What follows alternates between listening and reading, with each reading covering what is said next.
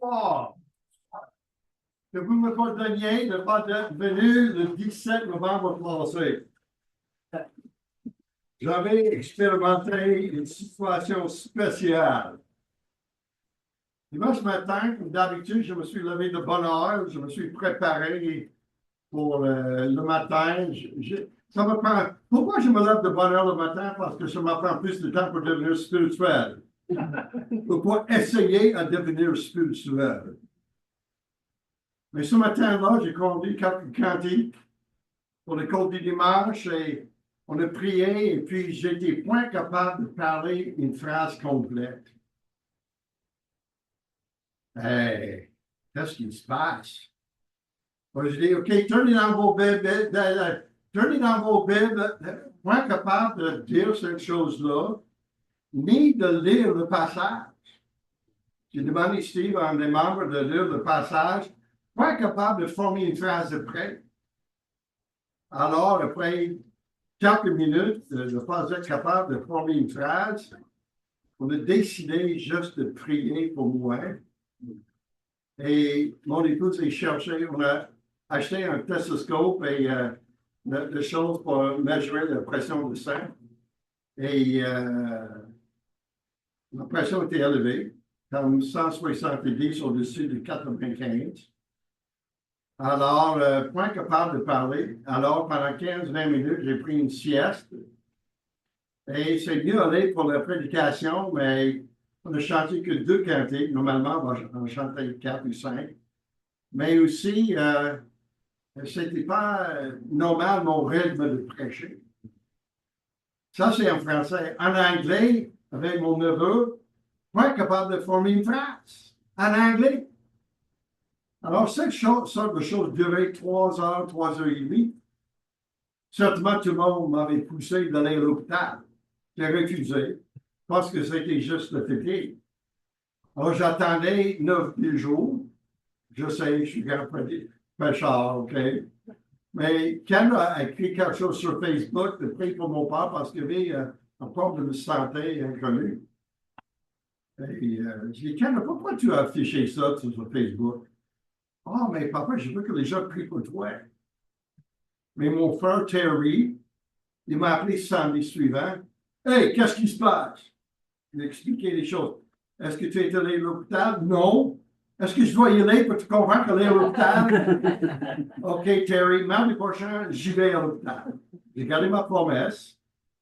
Alors, j'avais un taco, j'avais une résonance magnétique, j'avais une échographie cardiaque, j'avais un ECG, j'avais un appareil pour surveiller mon cœur pendant 24 heures à la maison. Mais ça fait 6 semaines et demie, pas de nouvelles. Et comme j'ai expliqué à mes amis américains, parce qu'ils m'appellent, ils me textent, ils m'appellent pour savoir ce qui se passe, j'ai dit, ici au Québec, si le médecin n'appelle pas, tout est bon. Mais les Québécois et les Américains qui m'ont dit, est-ce que vous faites confiance au médecin de vous appeler s'il y a quelque chose? Mais jusqu'à date, j'ai rien. J'avais 3 ordonnances pendant un mois.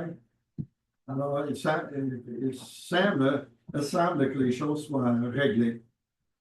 Et grâce au Seigneur, parce que moi, j'avais travaillé dans un hôpital, un bloc opératoire pour la plupart, et j'ai aucun désir d'aller à l'hôpital. Qui désire d'aller à l'hôpital? Personne.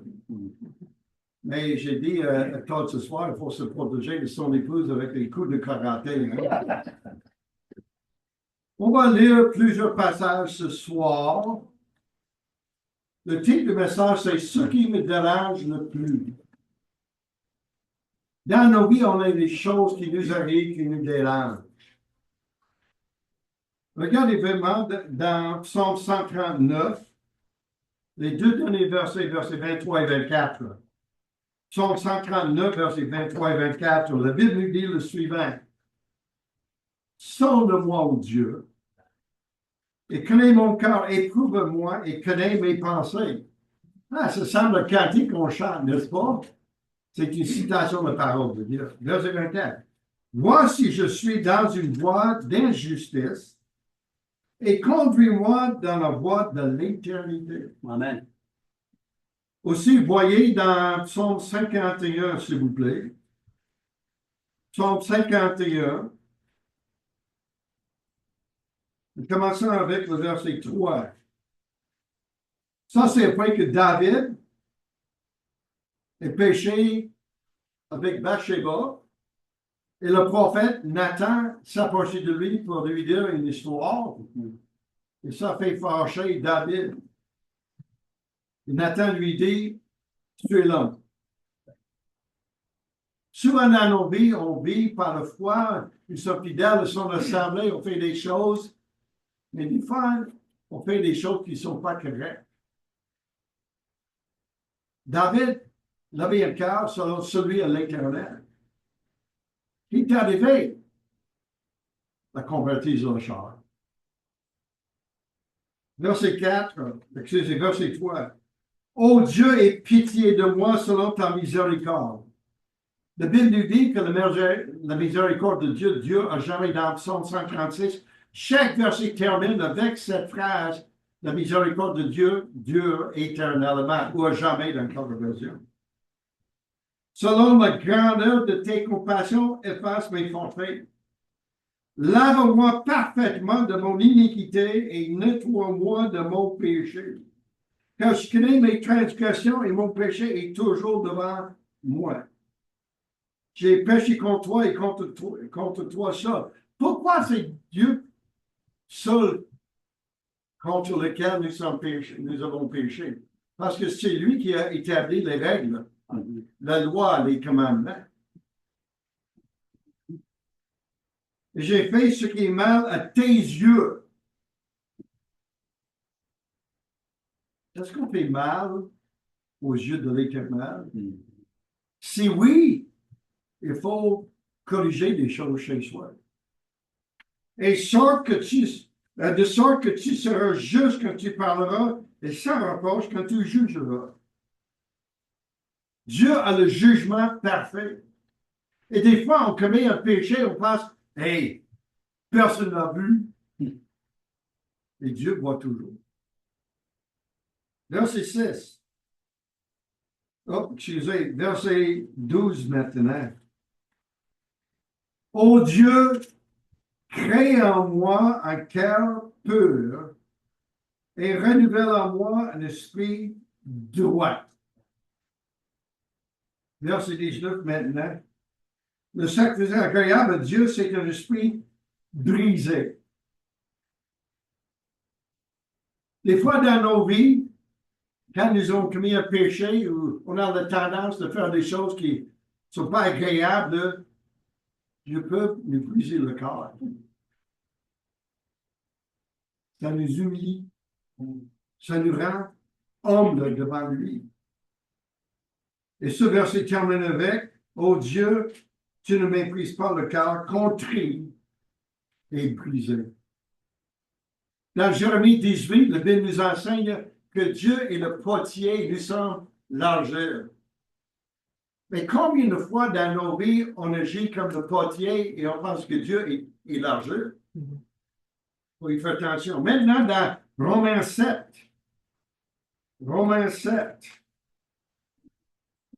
dans ce chapitre, Paul disait quelque chose. Il disait qu'il y avait un conflit en dedans de lui. Verset 15, s'il vous plaît. Romains 7, verset 15. Ça dit le suivant. Car je m'approuve point ce que je fais, et je ne fais point ce que je veux, mais je fais ce que j'ai. Et dans la vie chrétienne, à cause de ce conflit, cette bataille en dedans de nous, l'esprit contre le char, on peut faire des choses qu'on ne veut pas, ne pas faire des choses qu'on veut. Verset 16. Or, je ne fais ce que je ne veux pas. Je reconnais par là que la loi est bonne. La loi de Dieu est bonne parce que ça nous montre le péché. Pour que nous puissions avoir l'occasion d'être sauvés par sa grâce, par le moyen de la foi. Verset 17. Et maintenant, ce n'est plus moi qui le fais, mais c'est le péché qui habite en moi. Pourquoi? Parce que nous sommes toujours attachés à la chair. Le pasteur n'est pas parfait, mais il y a des pasteurs qui pensent qu'ils sont complètement droits. Donnez-moi un peu de minutes avec ces gars-là et je peux révéler quelque chose. Mais eux, pour moi aussi. Continuons. Car je sais que le bien n'habite point en moi, c'est-à-dire dans ma chair.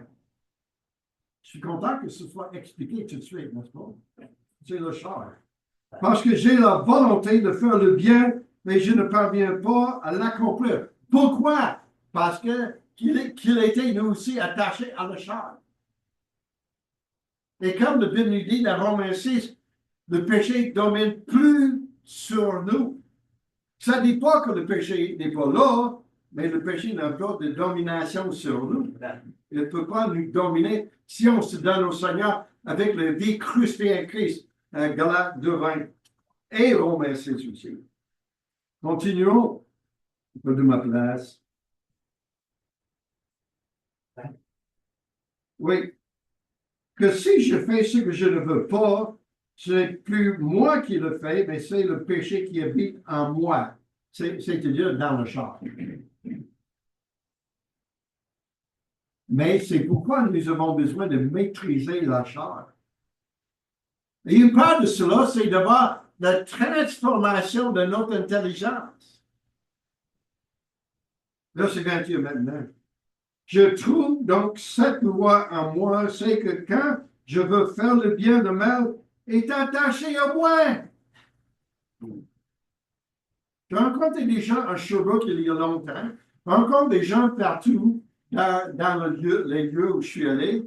Des gens qui ont des luttes contre le péché. Des gens qui veulent lâcher une habitude pécheuse qui ne donne pas un bon témoignage du salut. Pourquoi? Parce qu'on a des luttes contre la chair pécheresse.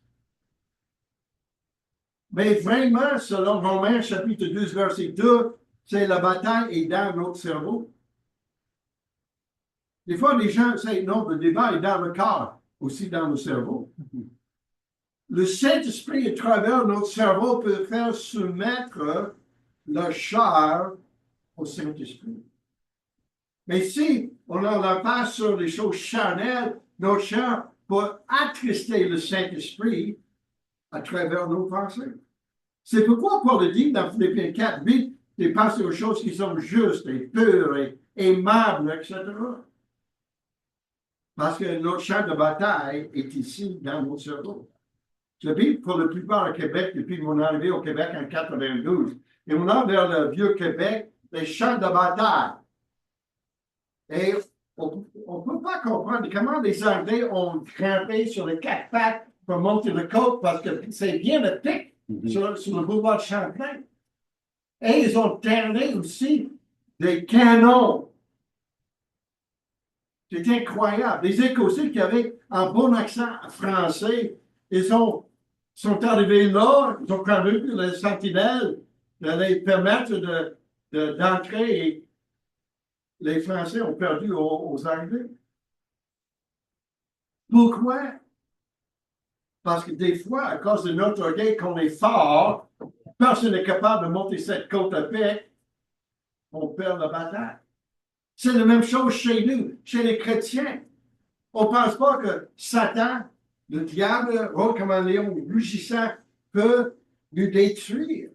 On pense, je suis fort, le diable ne peut pas entrer dans ma vie. Mais une fissure d'entrée, il peut paraître comme un ange de lumière, et nous sommes détruits.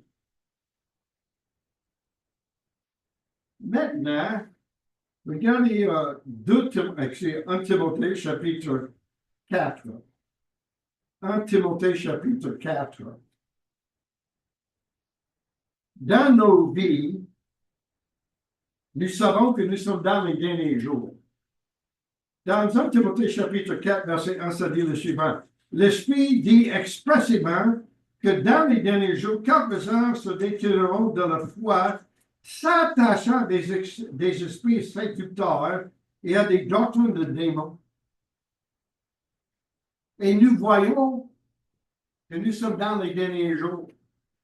Mais comment chacun de vous, tu peux te protéger des mauvais esprits, des doctrines de démons. De ne pas être soumis à la chair. Je vais vous donner quelque chose parce que la chose la plus importante pour moi, c'est d'être correct aux yeux de Dieu. OK? En étant pasteur, je peux voir des choses, mais il faut que je fasse attention comment je vais m'approcher de quelqu'un pour lui parler des choses, parce que les gens sont facilement offensés dans le jour. N'est-ce pas? Il semble qu'il y ait des gens qui cherchent à être offensés.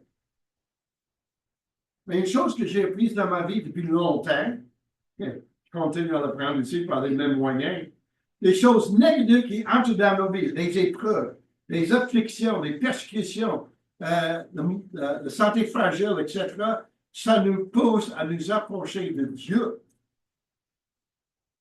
Et une fois, on devient amer, on est fâché contre le Seigneur d'avoir permis une telle chose d'entrer dans nos vies. La première chose ce soir, c'est est-ce que je retiens une iniquité dans mon corps? Dans Psaume 66, verset 18, 19. Si j'avais conçu l'iniquité dans mon cœur, le Seigneur ne m'aurait pas exaucé.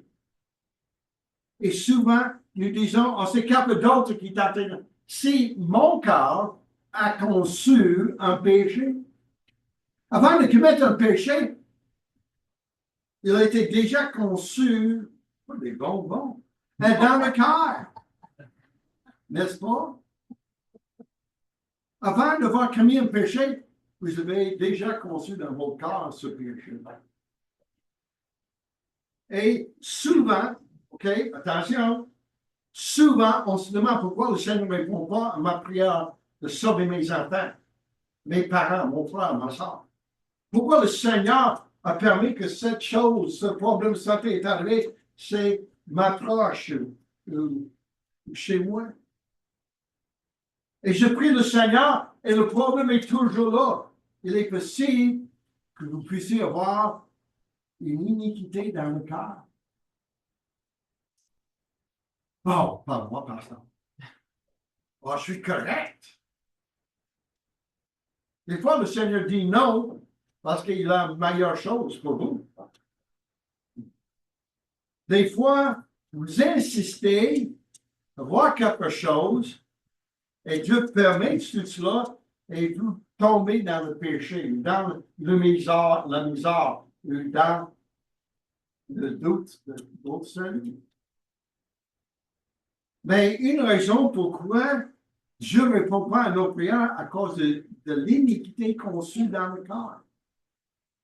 Par exemple, Jésus a dit dans Matthieu 5, il dit, les hommes, si vous avez regardé une femme, vous couchez avec elle, c'est comme l'adultère.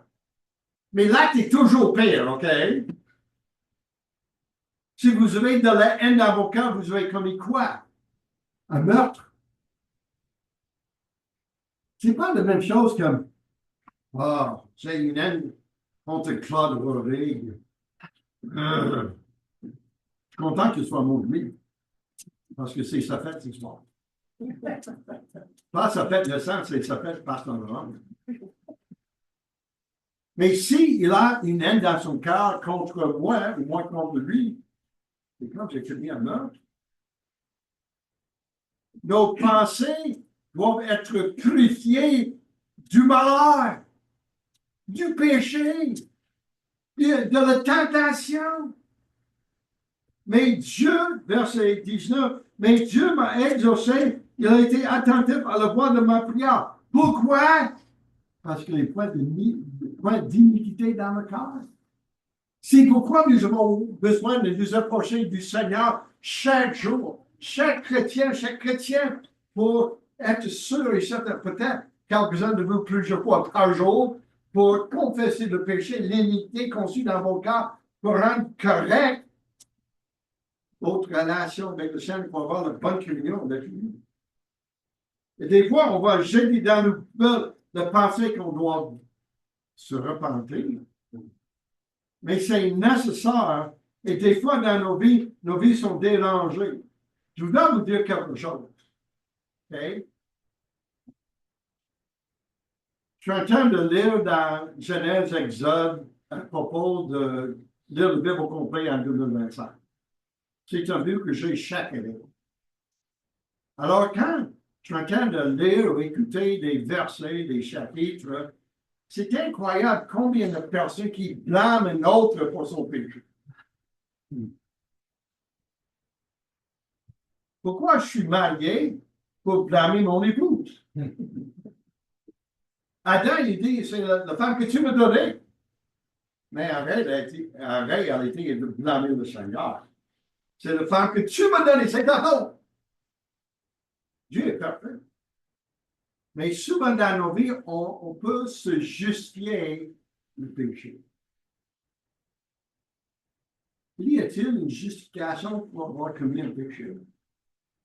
Pas vraiment.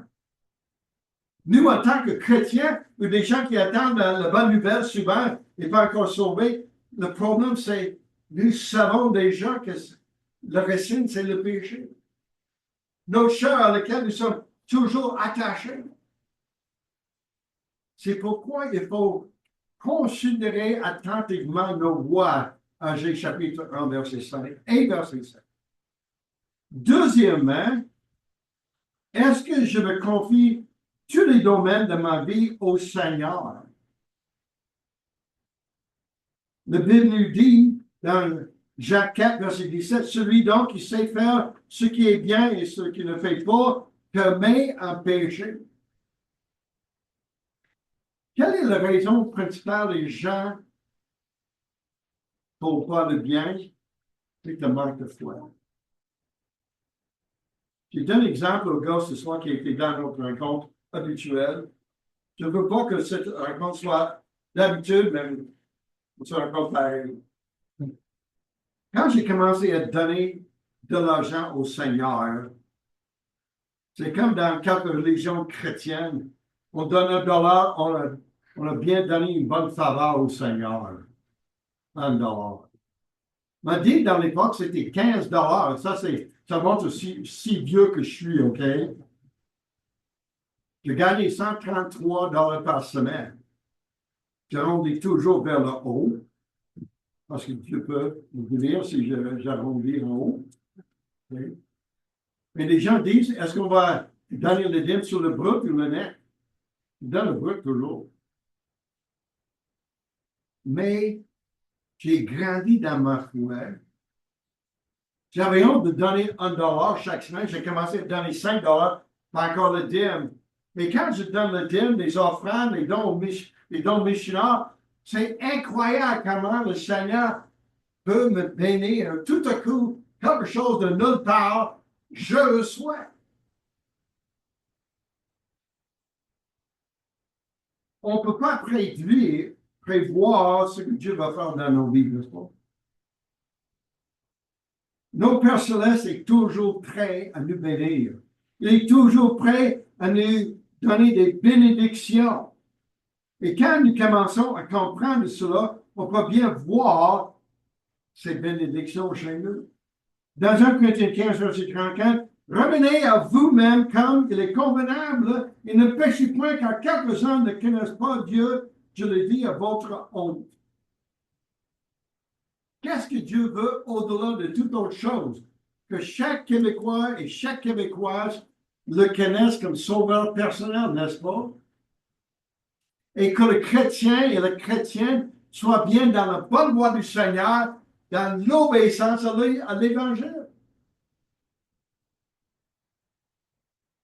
Mais des fois, par exemple, un homme à Thetford que j'essaie de faire ministère avec lui depuis 16-17 ans, est vraiment dans de mauvaises conditions physiques, financières, aussi spirituelles. Mais il s'est rendu en prison pour la fraude. Ça fait une dizaine d'années.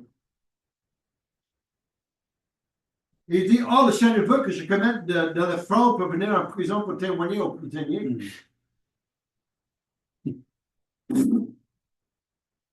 Ça, c'est stupide. Dieu veut que je commette un péché pour me rendre en prison pour témoigner aux prisonniers qui vont se moquer de moi. parce que je suis en prison pour les mêmes sortes de choses que son gars.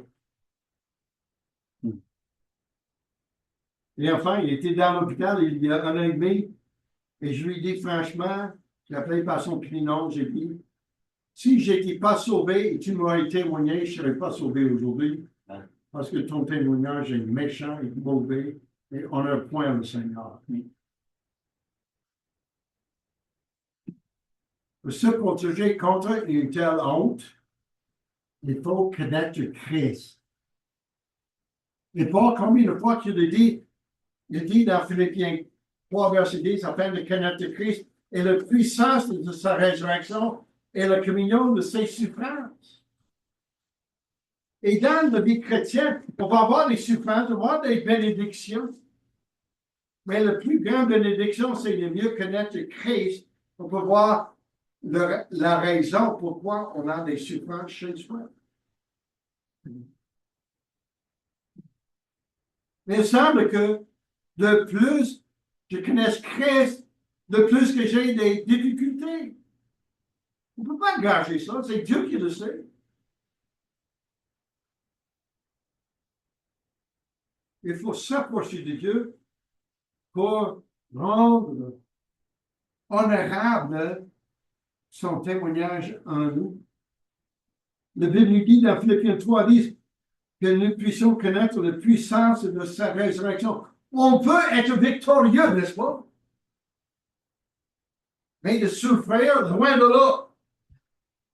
Et on a beaucoup de prédicateurs dans nos jours par la télé et même dans les églises locales qui croient qu'il ne faut pas souffrir dans la vie chrétienne.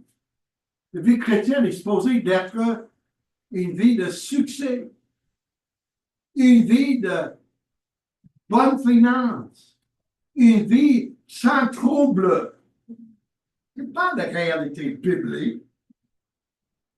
C'est oui, Dieu doit demander pardon à Paul pour ses souffrances.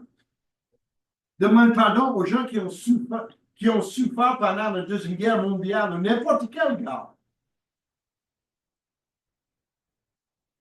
La clé, c'est la vie crucifiée en Jésus-Christ. Le Seigneur travaille sur mon cœur depuis presque une semaine. Il m'en a parlé que je ne suis pas là pour moi. Je suis là pour lui. Amen. Je ne suis pas là pour m'organiser. Je suis là pour me rendre humble devant le grand Dieu et le roi de l'univers. Amen. Mais des fois, à cause de ma chair à laquelle je suis attaché, l'orgueil monte. Alors, lorsque nous sommes encore vivants pour vivre selon notre volonté, est-ce qu'on va se rendre humble pour le glorifier dans nos vies, pour l'honorer dans nos vies? La clé de nouveau est de tout céder entre les mains du Seigneur. Comment ça? Troisième point. Est-ce que je vis, je sers Christ avec tout mon être pour faire accomplir des choses définies avec ma vie? Pour être un meilleur mari à ma femme. Pour être un meilleur père à mes enfants. Pour être un meilleur pasteur aux brebis auquel Dieu m'a donné chair. Dans nos vies, nous devons se demander ce que Jésus dit dans Marc 12. Tu aimerais le Seigneur ton Dieu de quoi? Ton cœur. Ton cœur, de toute ton âme, de toute ta pensée, de toute ta force. C'est que chaque domaine de nos vies sera au Seigneur. Vous avez des occasions de travailler avec 4 couples d'adolescents. Et des adolescents, mais j'en ai eu 3, OK? Canada, Jason et Joseph. Alors, mes enfants, ils ont passé par cette chose aussi. Les adolescents connaissent toutes choses, n'est-ce pas? Si NASA m'appelle pour envoyer quelque chose à lui. J'ai dit oui, j'ai un fils qui peut y aller sans le costume pour y aller à la lune. Pourquoi? Parce qu'il sait tout. Joseph, 2 semaines après avoir quitté chez nous, il est déménagé à Sherbrooke, il est revenu chez nous. Il se prépare pour le système de jeu, oui, pour jouer pour 4 j'ai dit 4 minutes, mais pour lui, c'est toujours 4 heures. Mais il s'arrête, il dit, Papa, pour un moment, vous aviez raison. C'est quoi? Ça coûte plus cher pour vivre à l'extérieur de la maison de mes parents. Ben oui. Et je dis, oh oui, je savais pas!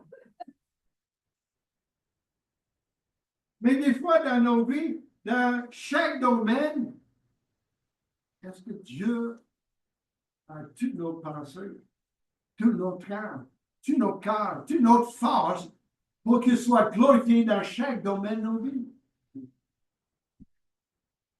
Les chrétiens qui travaillent fort pour honorer le Seigneur au travail et font des choses extra pour les autres travailleurs là-bas pour que ça rende plus facile pour les autres.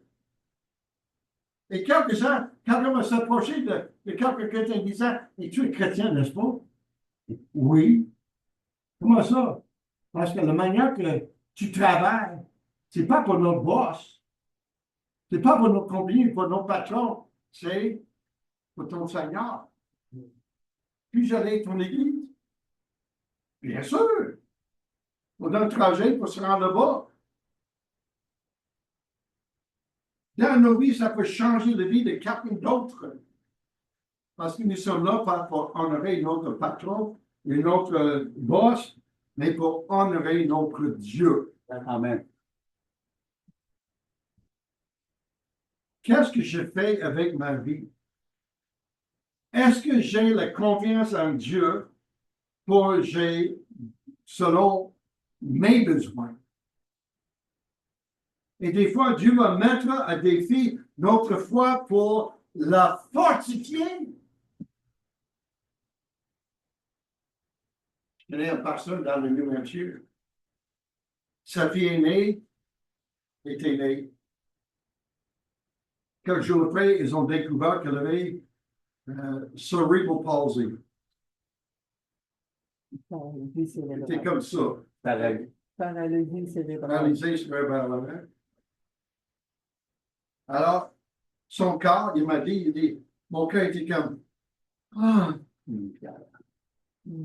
c'est une surprise de s'en donner. Jamais ça. Notre deuxième enfant était à Mornay.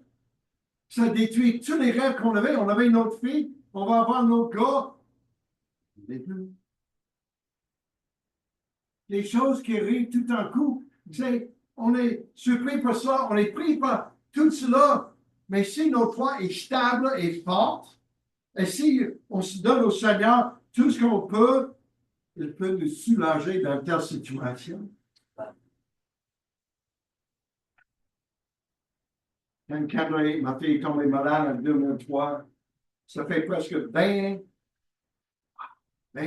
ans, le 7 février prochain. Le char veut se fâcher contre Dieu pour cela. Mais je dis, Seigneur, qu'est-ce que tu veux que j'apprenne? Qu'est-ce que tu es en train de m'enseigner? Parce que la vie sans changement reste pareil. N'est-ce pas? Si on a l'habitude de toujours dépenser notre argent gagné, on va se tomber dans le trouble parce qu'on est toujours en train de vivre de jour en jour, de semaine en semaine, avec peu d'argent. Il y a des chrétiens qui sont comme ça. Ils vivent de jour en jour par le pot des dents de s'approcher de Dieu. On s'approche de Dieu quand ça devient difficile. C'est des cris de délivrance. Seigneur, au secours! Je crois, mais au secours de mon incrédulité. Souvent, on veut blâmer les autres. On a des couples ici ce soir. On blâme notre époux, notre épouse, et sa femme. Je suis pas spirituel à cause d'elle. Je suis pas spirituel à cause de lui. Ah, c'est nos enfants qui nous rendent pas spirituels.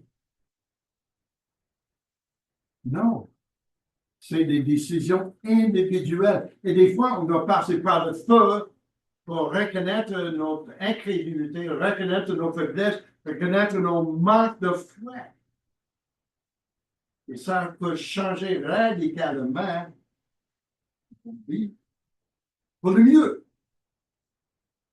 Alors, quelques pensées pour terminer ce soir. Maintenant, vous avez une décision à prendre. Au lieu de blâmer les autres, vous devez confesser devant Dieu et repartir à zéro. On vient de célébrer la nouvelle année, n'est-ce pas? Moi, je ne reste pas toujours jusqu'à minuit, je vais m'endormir avant minuit. Pourquoi j'avais fait pendant les années? Oh, il faut que je reste toujours jusqu'à minuit, après minuit, pour célébrer les nouvelles années. Quel est le but de tout cela? En étant incrédule, c'est qu'il faut fêter. Maintenant, avec Christ, chaque jour, c'est une nouvelle journée. Amen. Tu peux repartir chaque jour à zéro. Amen. Grâce au Seigneur. Oh, j'avais des échecs hier, mais aujourd'hui, ça va être une journée qui glorifie le Seigneur. Amen. Donc, ça, c'est une chose qu'il faut faire. Deuxième chose, ça commence avec la confession du péché. Peut-être que vous avez des situations difficiles dans votre vie. Moi, dans notre église, il y a toujours quelque chose de difficile dans les vies de chaque membre. Un frère et sa sœur, ils sont membres de l'église. Leur père était ivrogne. Et chaque fois qu'il revenait du bar, la mère a dit, les enfants, va cachez-vous. Votre père est arrivé. 11 enfants devaient se cacher. Et notre femme, son père a divorcé sa mère. Et les 5 enfants étaient divisés dans 5 foyers d'accueil différents. 7, 8, 9, 10, 11, 12. Ça, c'est l'horaire. Pas facile. Une autre situation. Le père a violé ses filles. Oh, mon attitude, c'est si je le rencontre, j'aimerais le frapper. C'est pas juste ça. Mais ce que nous devons faire, c'est de confesser ses péchés. Excusez, Caleb, je ne peux pas confesser tes péchés. Je ne peux pas les connaître tous. Mais ce n'est pas ma responsabilité de confesser ses péchés, c'est le sien. Je ne peux pas confesser les péchés de Sylvie. Pratiquement prend des coups de karaté à son mari pour pouvoir aller prendre le support de son coup. Non. Mais je ne peux pas confesser ses péchés, même si je veux. Juste pour m'occuper de mes péchés. Pouf! Ça m'occupe du temps. Mais la confession nettoie notre âme. Notre communion est rétablie avec le Seigneur. Et une autre chose, il faut abandonner le péché, les faiblesses pécheresses. Chacun de nous a des tendances à cause de le char à lequel nous sommes attachés. Mais il faut abandonner le péché pour avoir la direction du Seigneur. Il n'y en a plus qu'à mettre de tels péchés dans nos vies. Mon professeur de mission à l'école biblique m'a demandé de l'aider à partir de l'église à Danbury au Connecticut. 45 minutes de l'église, excusez de l'école. Et une femme à laquelle on a visité, elle disait, elle habitait dans l'adultère et dit que le Seigneur veut qu'elle commette l'adultère pour témoigner à son job.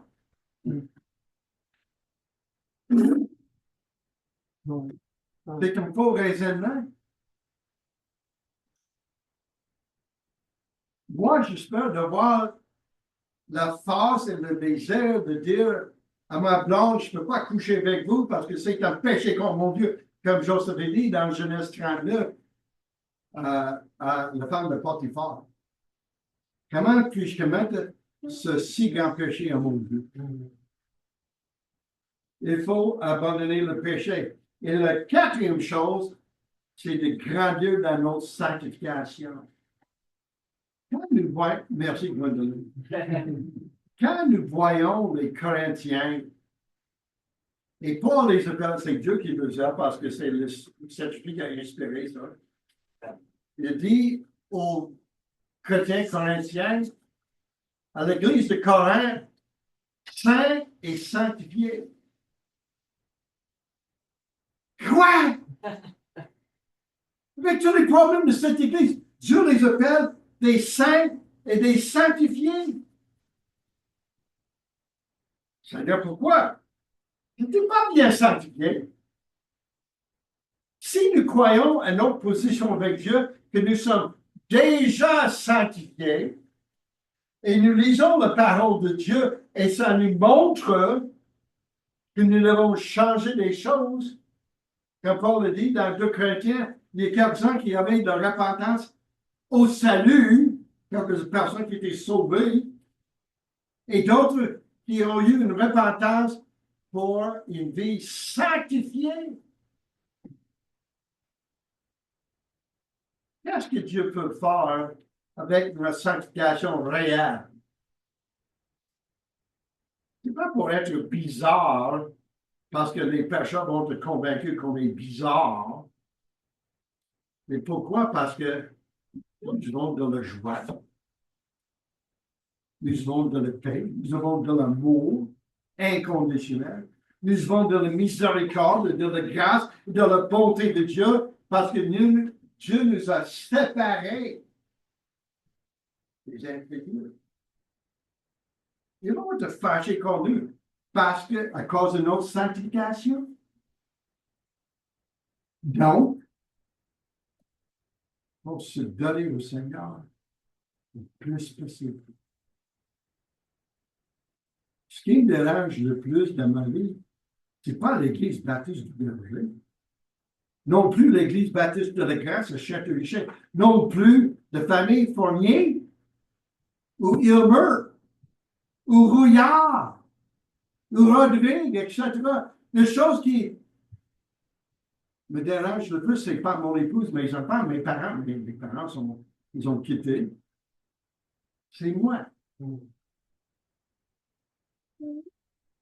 Seigneur, révèle à moi ton signe. Seigneur, que je sois sensible à ton esprit, à ta parole, pour faire des changements, pour marcher dans tes voies avec foi. Prie.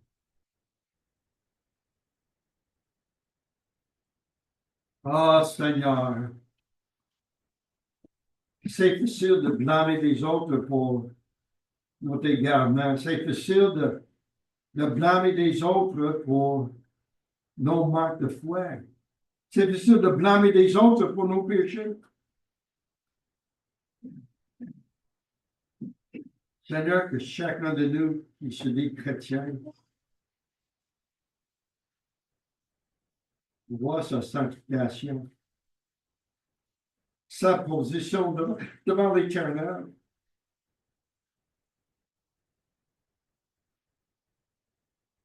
Déjà sanctifié, sauvé, lavé, justifié par foi en Jésus-Christ. Et Seigneur, chacun de nous possède la puissance en nous, Jésus-Christ, de vaincre le péché qui ne domine plus sur nous. Et Seigneur, il y a des gens qui entrent dans nos vies, Seigneur, déjà entrés dans nos vies, nous déranger notre foi. Seigneur, que chacun de nous fasse ce qu'il correct de tes yeux. Seigneur, aidez-nous tous. Au nom de Jésus. Amen. Laisse-moi vous donner juste un petit exemple. J'ai été sauvé à 16 ans. Après 18 mois, j'ai eu 18 et le Seigneur m'a appelé à prêcher quelques jours après. Croyez ou non, je vous ai déjà terminé ça. Dans mon cours de langue, je n'étais pas capable de lire un poème avec rythme, avec les inflexions, pas bien lire un poème. Je voulais que m'asseoir. Alors, je voulais donner des preuves à l'Éternel que le fait sa première faute. Il m'avoir appelé après.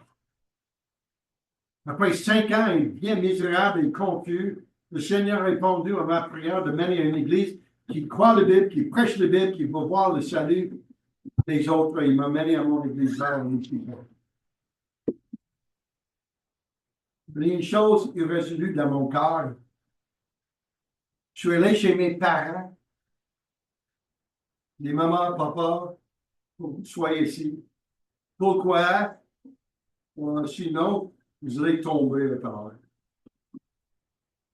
Ils se sont ici. Et pour les dernières années, je n'ai pas vécu une vie chrétienne comme il faut. J'ai demandé pardon au Seigneur, mais aussi j'ai demandé pardon pour ma désobéissance, pour mon manque de respect. Et mon père m'a regardé dans les yeux et dit, t'es sérieux, n'est-ce pas? J'ai dit, papa, je peux pas être plus sérieux. Et pas seulement qu'il m'a pardonné, mais quelques années après, il s'est confié en Jésus comme son sauveur. Si j'avais une telle situation aujourd'hui, je n'ai pas honte d'approcher mes enfants pour leur demander pardon pour ne pas être un bon père. De mon épouse ne pas être un bon mari. Je peux continuer avec cela. Pourquoi? Parce que la chose principale, c'est d'être correct aux yeux de mon Dieu. Amen. Le Seigneur soit béni. Amen.